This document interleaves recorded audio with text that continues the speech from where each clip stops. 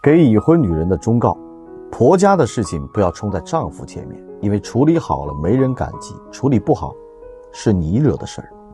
很多女人错就错在遇上婆家的事儿往前冲，一边大包大揽，一边怨气冲天，既累又不落好，最后里外不是人。你们有没有发现这样的情况？2. 日常聪明，偶尔装傻。3. 很能照顾身边人的情绪。4. 有自己的底线，会温柔拒绝。5. 很有主见，却不会轻易发表意见。6. 身上永远散着暖光。7. 悄悄点进视频，认真学习的你。一个女人最好的活法都在这8句话里。1. 学会一个人生活，不论身边是否有人疼爱自己，都要独立。2. 你可以不成功，但不能不成长。你不成长，不强大起来，没有人会一直保护你的。3.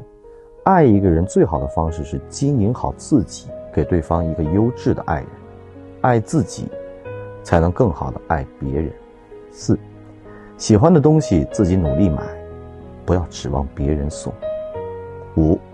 努力是女人坚强的最好底牌，努力让自己变得更强大，就没有人能打败你。6. 只要内心不乱，外界就很难改变。不要羡慕他人，不要输掉自己。7. 无论发生多糟糕的事情，都不能一直困在悲伤里。8. 眼泪不是答案，拼搏才是选择。只有拼搏努力，你才能选择自己的人生。我给你讲一个故事。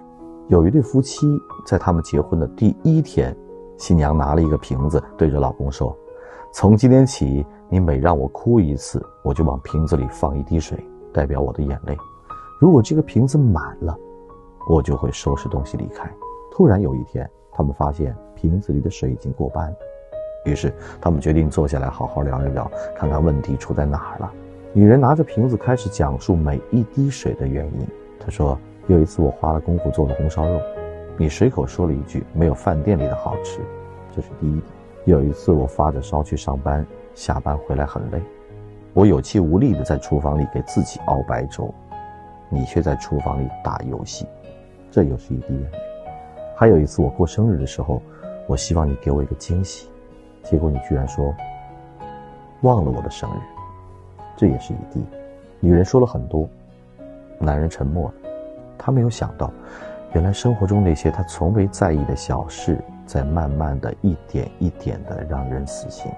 但紧接着女人又开始往瓶外慢慢的倒水，一边倒她一边说：这是你在下班路上给我带来最好吃的蛋糕，这是你在我心情不好的时候努力讲笑话来安慰我，这个是你周末早起给我做早餐，最后这个瓶子里1滴水也没有了。